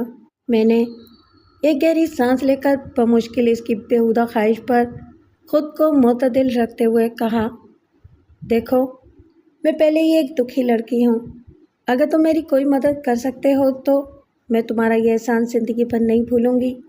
رہی تمہاری خواہش کی بات تو میں تو ویسے ہی تمہارے قبضے میں ہوں، میں بھلا کیا کر سکتی ہوں، مگر مجھے پہلے رات والے پولیس کے چھاپے سے متعلق تو پوری بات سنا دو۔ وہ میری بات پر اپنے پیلے اور غلیظ دانتوں کی خبیثانہ انداز میں نمائش کرتے ہوئے کھیکی کھیکی کر کے بولا، تیری بات تو درست ہے، پر یہ وڈیرے لوگ اکیلے ہی سارا مال ہڑپ کر لیتے ہیں، اپنا جھوٹا بھی نوکر کو دیتے ہوئے کنجوسی سے کام لیتے ہیں۔ تو اگر میری بات مان لے اور اپنے اس حسن کی ذرا سی بہار دکھا دے تو میں تیرے لیے کچھ کر سکتا ہوں۔ وہ کھل کر سامنے آ رہا تھا، مگر میں جانتی تھی کہ یہ سب دھوکہ و فریب ہے۔ اول تو میں اس کی ناپاک خواہش کو پورا کرنے کا تصور ہی نہیں کر سکتی تھی، دوسرے یہ کہ میں اچھی طرح جانتی تھی کہ یہ اپنے ناپاک مقصد کے حصول کے لیے مجھے بیوقوف بنا رہا ہے۔ مقصد پورا ہو جانے کے بعد اس نے مجھ سے آنکھیں پھیر لینی تھیں، کیونکہ وہ کوئی ایسا رسک لیتے ہوئے ڈرتا تھا جس سے وہ سردار دودھا خان اور اعجاز کھوڑو جیسے سفاک اور بھیڑیا صفت انسان کے عتاب کو آواز دیتا۔ مگر میں اسے کیا کہوں کہ میرے معصوم حسن اور زرخیز جوانی نے اس کتے کو شاید پاگل بنا ڈالا تھا۔ میں نے یوں ہی کسی خیال کے تحت کہا، دیکھو، اگر میں یہ بات سردار دودھا خان اور اعجاز کو بتا دوں کہ ان کے سختی سے منع کرنے کے باوجود تم نے میری عزت لوٹنے کی کوشش کی تو وہ تمہارا کیا حشر کریں گے؟ میری بات پر وہ بڑی مکارانہ ہنسی کے ساتھ بولا، ہرگز نہیں، میں ایسا کوئی نشان نہیں چھوڑوں گا۔ ان دونوں کو مجھ پر مکمل اعتماد ہے۔ میں کہہ دوں گا کہ تم نے پہلے مجھے رشوت دینے کی اپنے آپ کی کوشش کی تاکہ میں تمہیں اس قید خانے سے فرار کروا دوں۔ جب میں نے انکار کیا تو تم نے مجھ پر جھوٹا الزام لگانے کی کوشش کرتے ہوئے الٹا مجھے ہی سزا دلوانے کی کوشش کی۔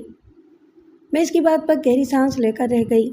وہ میرے تصور سے بھی زیادہ مکار تھا، بلکہ مجھے تو اب اس بات کا خوف ستانے لگا تھا کہ کہیں یہ خبیث شیطان زبردستی اپنے ناپاک مقصد کو حاصل کرنے کی کوشش نہ کر بیٹھے۔ مگر مجھے اطمینان تھا کہ ایسی جرأت نہیں کر سکتا تھا، کیونکہ وہ بہرحال ایک معذور شخص تھا۔ میں اس کی شیطانی مزاحمت کے سامنے چیخ چلا کر سردار دودھا خان اور اعجاز کو اپنی طرف متوجہ کر سکتی تھی، لہٰذا وہ مکار مجھے زیر کرنے کے لیے معاملہ داری کا سہارا لینے کی کوشش کر رہا تھا تاکہ اس کا کام آسان ہو سکے۔ اچھا، تم پہلے اپنی بات تو پوری کرو۔ تم پولیس کے چھاپے والی بات سنا رہے تھے مجھے۔ میں نے لمحے بھر کی خاموشی کے بعد دریافت کیا۔ اس کی باتیں تھوڑی پھیل گئیں، آنکھوں میں معنی خیز چمک لہرانے لگی، اور پھر جیسے وہ اپنے تئیں مجھے بیوقوف بنانے کی غرض سے بتانے لگا، کل پولیس نے آدھی رات کے وقت تمہاری بازیابی کے سلسلے میں اس حویلی پر چھاپا مارا تھا، اور ان کے ساتھ تمہاری وہ سہیلی شینا بھی تھی۔ شاید اسی کے کہنے پر پولیس یہاں تک آ پہنچی تھی۔ ان کے ہمراہ لاڑکانہ کے نئے ڈی پی او انسپکٹر سکندر علی بھی تھے، اور سابقہ ڈی پی او انسپکٹر لال محمد بھی سول ڈریس میں ان کے ساتھ موجود تھے۔ وہ بتاتا جا رہا تھا اور میں اپنی جگہ سن ہو کر رہ گئی۔ میرا دل جیسے دھڑکنا ہی بھول گیا تھا۔ تب مجھے اچانک شب گزشتہ کا وہ آخری پہر یاد آنے لگا، جب اچانک مجھے تہہ خانے کی چھت پر کچھ لوگوں کے قدموں کی آوازیں سنائی دی تھیں۔ اب یہ سوچ کر مجھے پچھتاوا ہونے لگا تھا کہ کاش میں زور زور سے چلا کر انہیں اپنی طرف متوجہ کر لیتی۔ تاہم میں نے اپنی کیفیت پر قابو پاتے ہوئے پھنسی پھنسی آواز میں پوچھا، پھر کیا ہوا؟ ہونا کیا تھا؟ انہیں کچھ بھی نہیں ملا، اپنا سا منہ لے کر ناکام لوٹ گئے۔ تمہاری اس چنڈال چھوکری شینا کی صورت دیکھنے سے تعلق رکھتی تھی، اس خبیث نے چٹخارا لیتے ہوئے کہا۔ ادھر میں بری طرح اپنا دل محسوس کر رہ گئی۔ سائیں بھٹے نے مجھے خود یہ بات تیرے کو بتانے کے لیے کہا تھا۔ اس نے میرے چہرے کی پرسوچ خاموشی کا کچھ اور ہی مطلب لیتے ہوئے کہا، اور میں قدرے چونک کر اس کا چہرہ تکنے لگی، حالانکہ میں یہی سمجھ رہی تھی کہ وہ اپنے راتب پھینکنے والوں کی مرضی کے برخلاف یہ خبر مجھ تک پہنچا رہا ہے۔ وہ اپنی بات جاری رکھتے ہوئے بتانے لگا، سائیں بٹے کا مقصد تیرے کو اپنی طاقت دکھانا تھا کہ وہ پولیس کی آنکھوں میں بھی دھول جھونک سکتا ہے۔ اس کی یہ بات مجھے 100% درست محسوس ہوئی تھی۔ دودھا خان جس قبیل سے تعلق رکھتا تھا، ایسے لوگ محکوم اور زیر دست کمزور لوگوں پر اپنی ستارانہ دھاک بٹھانے کی خاطر ایسے ہی عجیب و غریب ہیلوں اور خط کنڈوں کا سہارا لیتے ہیں۔ اب کیا کہتی ہے پھر؟ دے رہی ہے رشوت؟ وہ میری طرف دیکھتے ہوئے خبیثانہ لہجے میں بولا۔ میرے تن بدن میں آگ لگ گئی، جی چاہا اس مردود کا منہ نوچ لوں، مگر یہ وقت جوش کے بجائے ہوش سے کام لینے کا تھا، لہٰذا میں سرد لہجے میں بولی، کس بات کی رشوت؟ تم نے تو مجھے وہی کچھ بتایا ہے نا جس کی تمہیں ہدایت دی گئی تھی۔ اس میں میرے لیے بھلا کیا اہم بات تھی جو میرے فائدے کی ہوتی؟ میری بات پر وہ چند ثانیے بغور میرا چہرہ تکتا رہا۔ اس کے بعد وہ چند قدم میرے قریب آیا۔ میں اس کا چہرہ دیکھ کر لرز گئی۔ وہاں خبیث کی ایک آنکھ روشن تھی جس سے اس کا چہرہ مزید مکروہ ہو گیا تھا۔ میں اس کے مکروہ چہرے کو سہمی ہوئی نگاہوں سے دیکھتی ہوئی گھبرا کر اٹھ کھڑی ہوئی۔ تب وہ عجیب سفلی جذبات سے بھرائی ہوئی آواز میں بولا، اڑی بے وقوف، میں تیرے کو یہاں سے فرار کروانا چاہتا ہوں، بس تو میری آج کی رات رنگین کر دے۔ اس کے لہجے کی بابالخواسی لمحہ بہ لمحہ بڑھتی جا رہی تھی۔ میرے اعصاب اس نازک صورتحال پر ایک دم تن گئے۔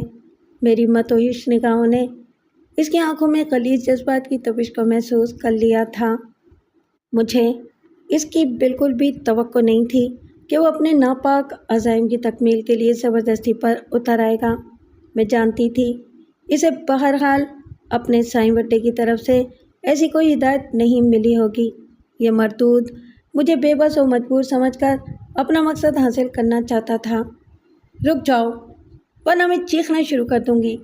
میرا اتنا کہنے کی دیر تھی کہ اچانک اس نے اپنے دونوں ہاتھوں کو مخصوص انداز میں جھٹکا دیا اور اگلے ہی لمحے اس کے دائیں ہاتھ کی آستین سے ہنٹر کا پائپ نما دستہ نکل کر اس کی مٹھی میں آ گیا۔ میں نے ابھی چیخنے کے لیے منہ کھولا ہی تھا کہ اس نے پائپ والے ہنٹر کے بل کھولے اور اسے عجیب انداز میں جھٹکا دیا تو وہ آنے واحد پہ میری گردن کے گرد لپٹ گیا۔ میری چیخ سینے میں ہی گھٹ کر رہ گئی۔ اس مردود شیطان نے ایک جھٹکا دے کر مجھے زمین پر گرا دیا۔ مجھے اپنی سانس گھٹتی ہوئی محسوس ہونے لگی۔ تکلیف کی شدت سے مجھے ہلا جلایا بھی نہیں جا رہا تھا۔ وہ شیطان میرے بالکل قریب آ گیا۔ میرے دل و دماغ میں ایک زلزلے کی سی کیفیت پیدا ہو گئی۔ کیا ایک بار پھر میرے ساتھ شیطانی کھیل کھیلا جانے والا تھا؟ میں دھندلائی ہوئی نظروں سے اسے دیکھنے لگی۔ بے بسی کی انتہائی صورت یہ بھی ہوتی ہے کہ ایسے میں خدا کو پکارا جاتا ہے۔ استاد ٹکڑی مجھ پر بتدریج حاوی ہوتا جا رہا تھا اور میری عزت بچانے کی ساری مزاحمتیں دم توڑ چکی تھیں۔ اس خبیث شیطان نے کچھ اس طرح اپنے ہنٹر سے میرے گلے کو دبوچ رکھا تھا کہ مجھے اپنی آتی جاتی سانسوں کو بحال کرنے کے لالے پڑ چکے تھے۔ ایسے میں بھلا میں کسی مزاحمت کرنے کے قابل نہیں رہی تھی، سوائے اس کے کہ خدا سے مدد کی دعا کرتی، جس کا آسان طریقہ مجھے بی بی جی کے پڑھائے ہوئے وظیفہ نجات میں ہی نظر آیا۔ میں نے دل ہی دل میں اس کا ورد کرنا شروع کر دیا۔ میں جیسے جیسے کلام اللہ کا ورد کرتی جا رہی تھی، میرے اندر سے ایک روحانی طاقت ابھرتی جا رہی تھی اور پھر ہمیشہ کی طرح میں خود کو ہلکا پھلکا محسوس کرنے لگی۔ جب میں نے ورد مکمل کر کے اپنی آنکھیں موند لیں تو اچانک مجھے محسوس ہوا جیسے کسی نے میرے اوپر حاوی ہوتے ہوئے استاد ٹکڑی کو کھینچ کر دور پھینک دیا ہے۔ میں نے ایک دم آنکھیں کھول دیں۔ آنکھیں کھولتے میرا ارتکاز ٹوٹ گیا اور گردن کے گرد سانپ کی طرح کسے ہوئے ہنٹر کی گرفت کی وجہ سے میرے وجود کی اذیت دوبارہ بیدار ہو گئی۔ میری گردن کو ہلکا سا جھٹکا لگا تھا جو استاد ٹکڑی کے میرے اوپر سے پرے گرنے کی وجہ سے لگا تھا، کیونکہ اس نے ہنٹر کا ایک سرا ہاتھ میں پکڑا ہوا تھا۔ میں نے آنکھیں کھولتے ہی جو منظر دیکھا، اس نے مجھے بری طرح ٹھٹکا کر رکھ دیا اور ایک لمحے کے لیے تو میں اپنے گلے کی تکلیف بھول ہی گئی۔ تہخانے کی مدھم روشنی میں مجھے ایک ہیولا دکھائی دیا تھا جو استاد ٹکڑی سے نبرد آزما تھا۔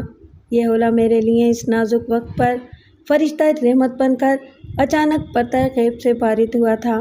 اسے میں بغور پہچاننے کی کوشش کر رہی تھی، تب مجھے ایک جھٹکا لگا۔ سینے میں دل تیزی سے دھڑکنے لگا۔ وہ شینا تھی۔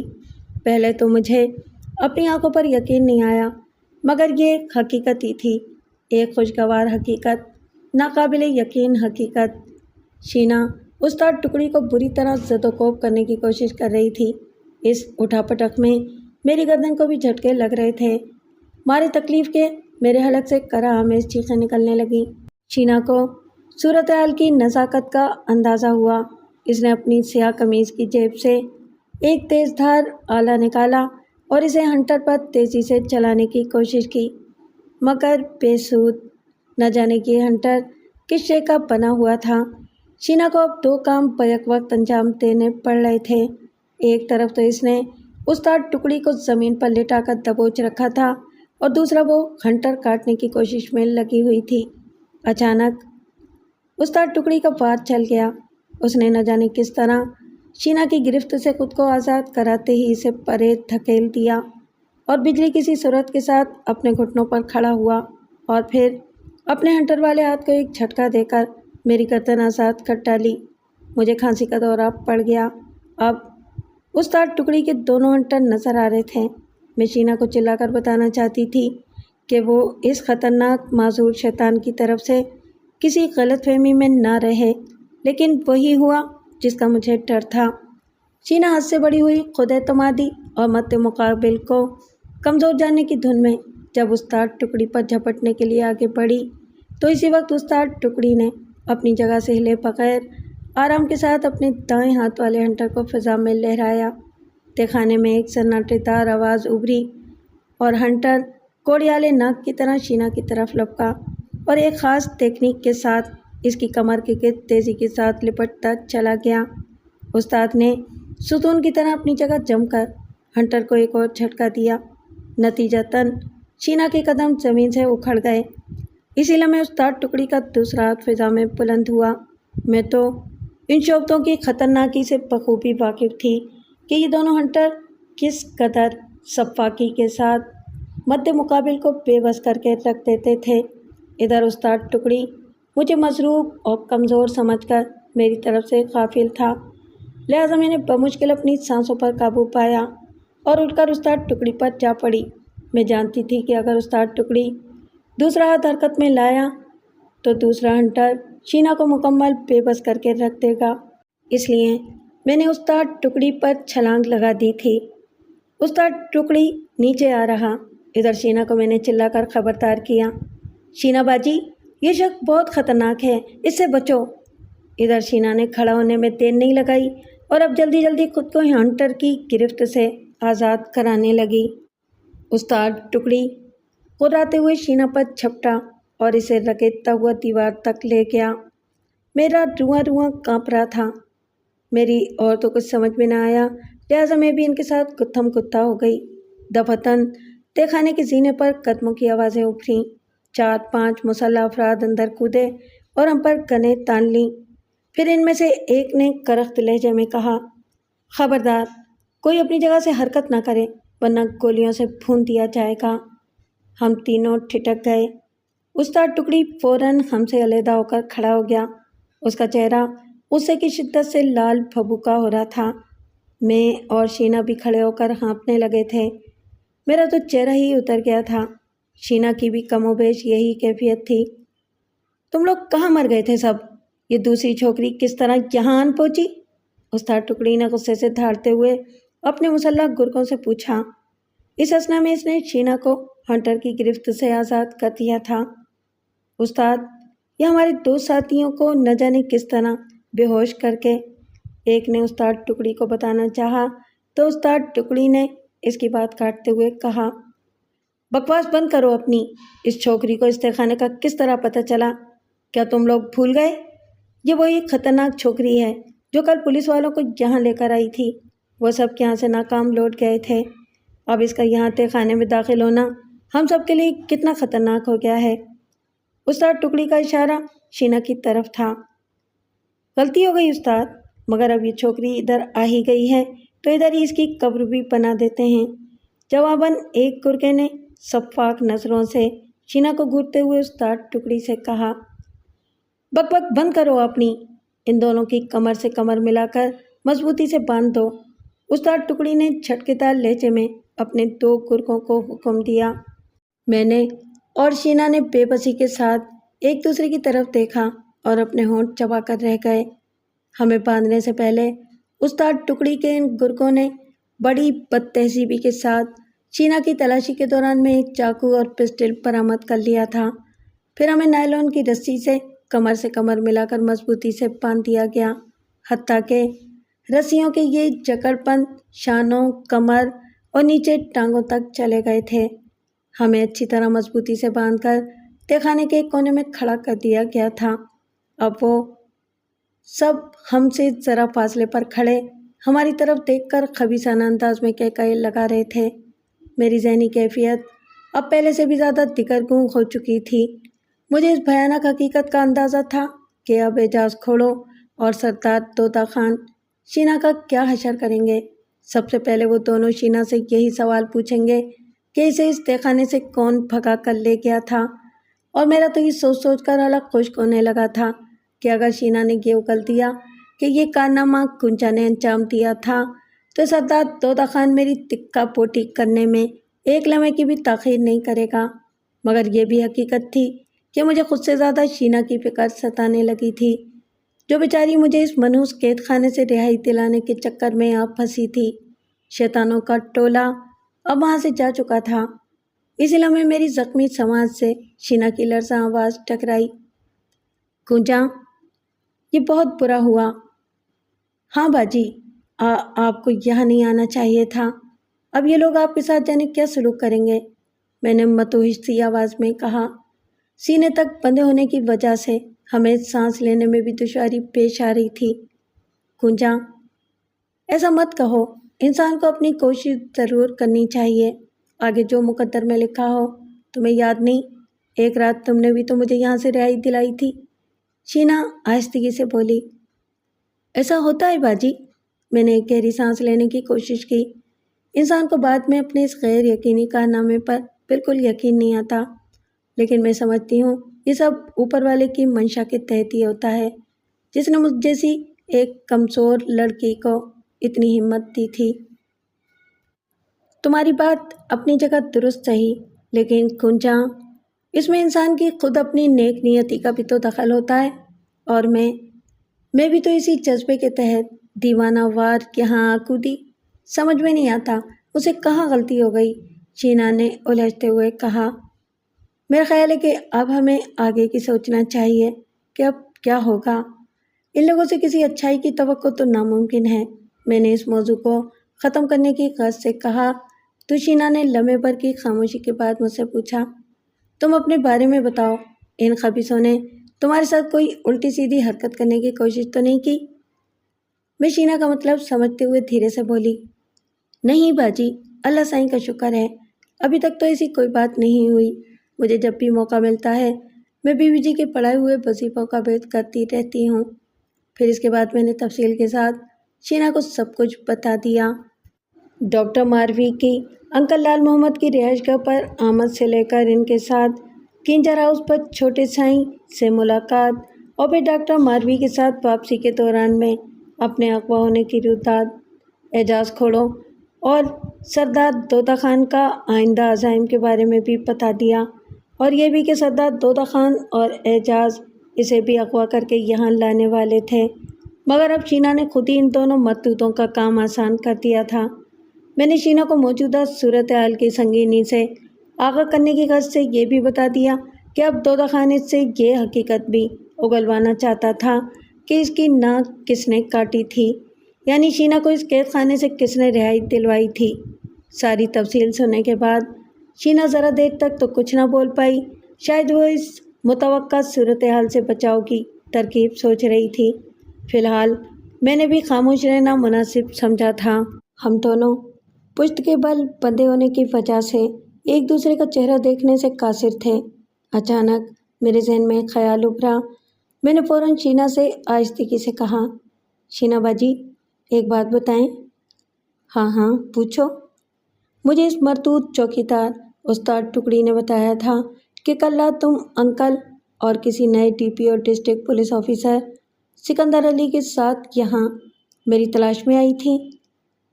ہاں، شینا نے کہا، جس وقت تم ڈاکٹر ماروی کے ساتھ گئی تھیں کنجر ہاؤس تو میں اس وقت ہی بنگلے پر پہنچی تھی۔ سکھا اور ماما بسایا سے مجھے تمہارا پتہ چلا تھا۔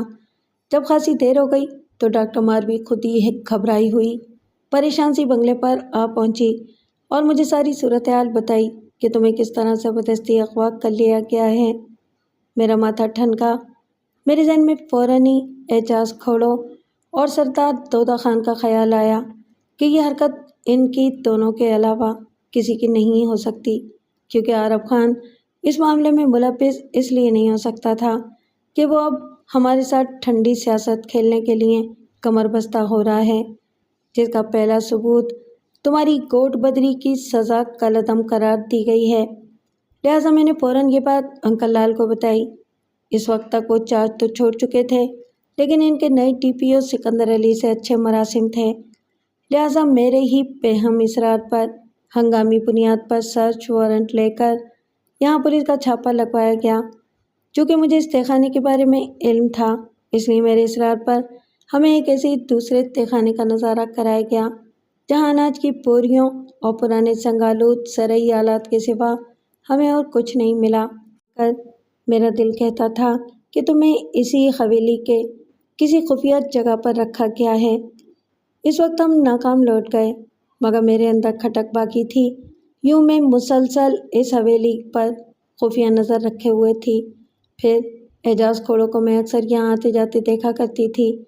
फिर आज सुबह मुझे हवेली के आसपास चंद मुसल्लह बदमाश सूरत अफराद मटर गश्त करते भी नजर आ गए थे।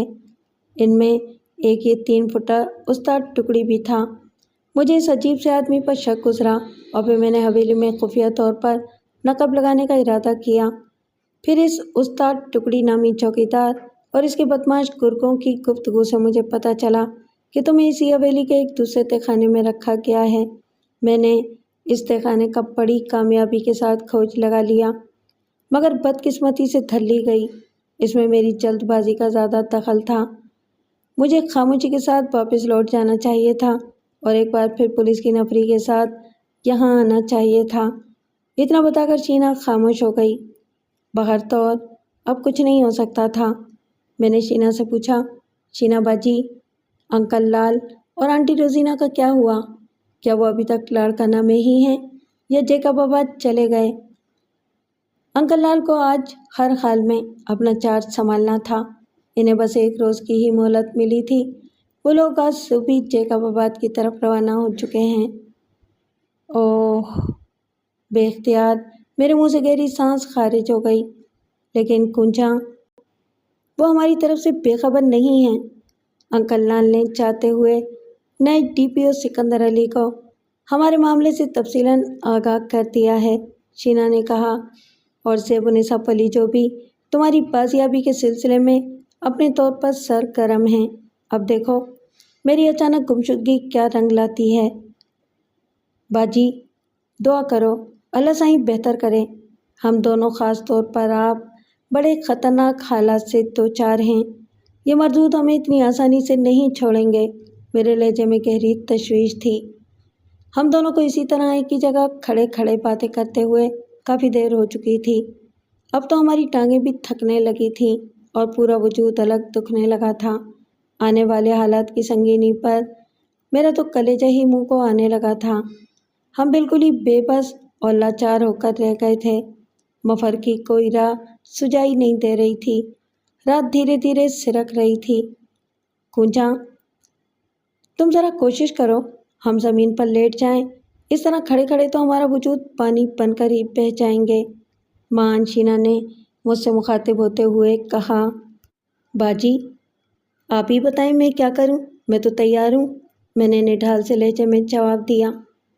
ऐसा करो, दीवार के साथ सहारा लेते हुए ज़मीन पर बैठने की कोशिश करते हैं। चलें फिर, मैंने कहा और फिर हम बमुश्किल पंजों के बल धीरे धीरे सिरकते हुए दीवार तक पहुंचने में कामयाब हो गए।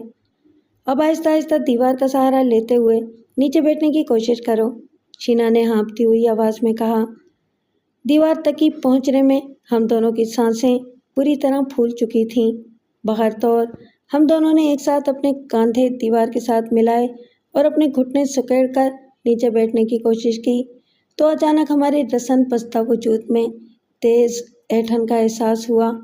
इन रजीलों ने हम दोनों को इस कदर मजबूती से जकड़ रखा था कि बदन को ज़रा खम देने से भी नायलॉन की मजबूत और कांटदार डोरी गोश्त में घुसने लगी थी। नहीं बाजी, हम ऐसा नहीं कर सकते। मेरे तो पेट में ऐंठन होने लगी है, मैंने कराहमेज़ आवाज़ के साथ शकस खोदता लहजे में शीना से कहा।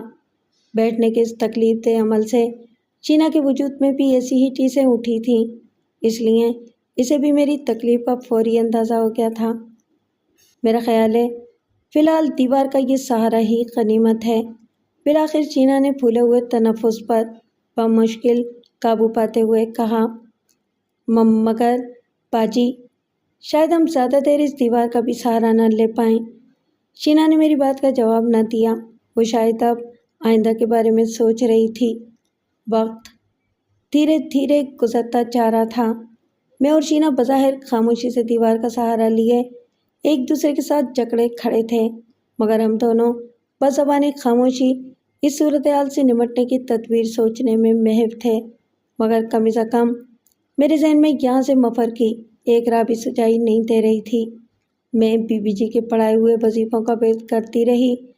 اب ہمیں اللہ سائیں ہی ان خطرناک حالات سے نکال سکتے تھے۔ شینا کا سر اب بار بار ڈھلک رہا تھا۔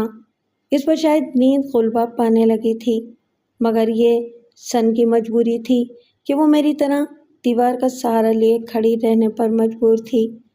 میں نے اپنی طرف سے حد الامکان یہ کوشش کی تھی کہ اس کے وجود کو سہارا دیے رکھوں تاکہ وہ آرام سے اپنا سر ایک جگہ ٹکائے کھڑی کھڑی سو جائے، اور ایسا ہی ہوا۔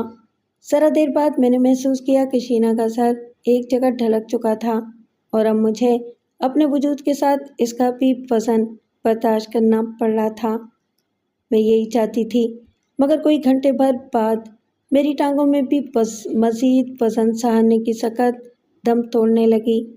نیند اور تھکن کے باعث خود میرا بھی برا حال ہونے لگا تھا۔ کئی بار میری کپ کپاتی ٹانگیں بھی لڑکھڑا گئیں، مگر دوسرے ہی لمحے ایک معمولی جھٹکے کے بعد میں سنبھل گئی۔ شینا نے بھی اپنا سر عالم غنودگی میں ہلایا اور پھر ایک جانب کو ڈھلک گیا۔ اب میرا پورا وجود پسینہ پسینہ ہونے لگا تھا۔ دگنا بوجھ سہارتے سہارتے میں بھی بے دم سی ہونے لگی۔ صبح ہونے میں ابھی شاید کچھ وقت باقی تھا۔ میرے دل سے بے اختیار ان رذیل شیطانوں کے لیے بد دعا نکلنے لگی، جنہوں نے ہم دونوں کو اس قدر مشکل میں مبتلا کر رکھا تھا۔ دفعتاً میری دونوں ٹانگوں میں لڑکھڑاہٹ پیدا ہوئی۔ اس بار میں نے دوبارہ سنبھلنے کی کوشش کی، مگر کامیاب نہ ہو سکی۔ نتیجتاً میں اپنے دگنے وجود کو سنبھال نہ پائی اور شینا سمیت زمین پر آ رہی۔ بے اختیار میرے لبوں سے چیخ نکل گئی۔ ہم دونوں اب فرش پر ڈھیر ہو چکی تھیں۔ شینا بھی کراتی ہوئی بیدار ہو گئی تھی۔ چشمِ زدن میں وہ ساری صورتحال کا اندازہ لگا چکی تھی، تاہم اس نے میرے ساتھ ہی لیٹے لیٹے متوحش آواز میں پوچھا، کونجا، تمہیں چوٹ تو نہیں لگی؟ نہیں باجی، میں ٹھیک ہوں، میں نے نحیف سی آواز کے ساتھ کہا۔ چلو اچھا ہوا، یہ بہتر ہوا۔ میرا خیال ہے کہ اب تم بھی آرام کر لو۔ شینا کی کمزور سی آواز میں زندہ دلی کی چمک تھی۔ نہ جانے کیوں اب نیند میری آنکھوں سے غائب ہو چکی تھی، اور شینا بھی پھر دوبارہ سو نہیں سکی تھی۔ اس کی وجہ یہی تھی کہ ان رذیلوں نے ہمیں اتنا کس کر باندھ رکھا تھا کہ ذرا سی جسمانی جنبش پر شدید تکلیف ہونے لگتی تھی۔ ہم دونوں کے اس طرح گرنے سے بھی بندشوں میں خطرناک کھچاؤ پیدا ہو گیا تھا، اور ہماری چولیں تک ہل کر رہ گئی تھیں، مگر ہم نے اپنے درد سے اینٹھے ہوئے وجود کی ٹیسوں پر قابو پاتے ہوئے اپنے ہونٹ دانتوں تلے دبا لیے تھے اور خاموشی سے پڑے اپنی بے ترتیب سانسوں کو ہموار کرنے لگے۔ نیچے گرنے کی وجہ سے جہاں ہمیں کچھ فائدہ ہوا تھا، وہاں یہ نقصان بھی جھیلنا پڑ رہا تھا کہ اب سینوں پر جکڑ بندوں کے کھچاؤ میں اضافہ سا ہونے لگا تھا، جس کی وجہ سے ہمیں سانس لینا بھی محال ہو رہا تھا۔ اب مجھے آکسیجن کی کمی اور جکڑ بندوں سے اینٹے ہوئے سینے میں بتدریج گھٹن کا سا احساس ہونے لگا تھا۔ میں پسینے پسینے ہو گئی تھی۔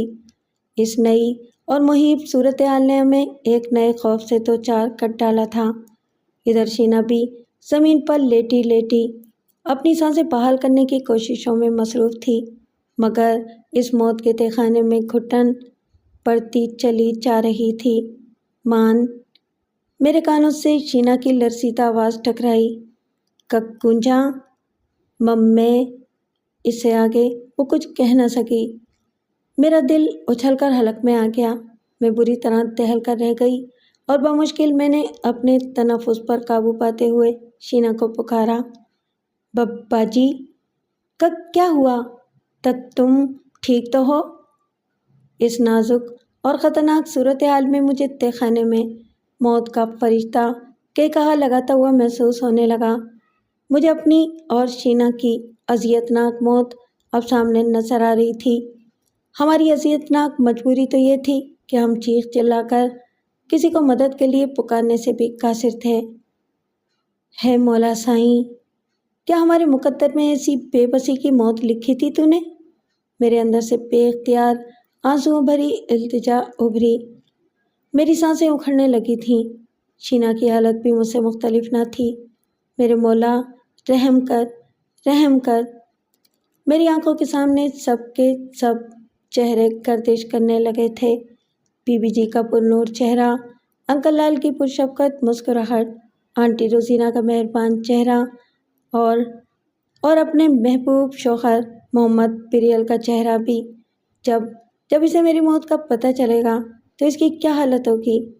اللہ سائیں، محمد پریل کی اس بے مثال قربانی کے صدقے ہماری جان بخش دے، مجھ پر و شینا پر رحم فرما۔ بے شک یہ آتی جاتی سانسیں تیری امانت ہیں، مگر اپنے حبیب کے صدقے ابھی اپنی یہ امانت ہم سے نہ مانگ۔ ابھی تو ہم نے اپنے اوپر ظلم کا پہاڑ توڑنے والوں سے بدلہ لینا ہے۔ اس دھرتی کو کچھ ناپاک لوگوں کے بدبودار وجود سے پاک کرنا ہے، تاکہ وہ انسان نما شیطان پھر کسی معصوم اور سادہ لوگ کوچاں کو اپنی بربریت کی بھیٹ نہ چڑھا سکیں۔ وہ بھیڑیا صفت انسان پھر کسی شینا کو ظلم کی چکی کے دو پاٹوں کے بیچ نہ پیس سکیں۔ میرے دل کے عمیق گوشوں سے امنڈتے ہوئے یہ دعائیہ کلمات لبوں پر تھر تھرانے لگے، سانس اب گھٹنے لگی تھی۔ شینا کی خیریت معلوم کرنے کے لیے تو اب میرے اندر سکت بھی نہیں رہی تھی۔ میرا دماغ سن ہوتا جا رہا تھا، کن پٹیوں میں عجیب سی سائیں ہونے لگی تھی، ذہن ماؤسا ہوتا جا رہا تھا اور پھر جیسے ہر طرف موت کا گہرا سکوت چھا گیا۔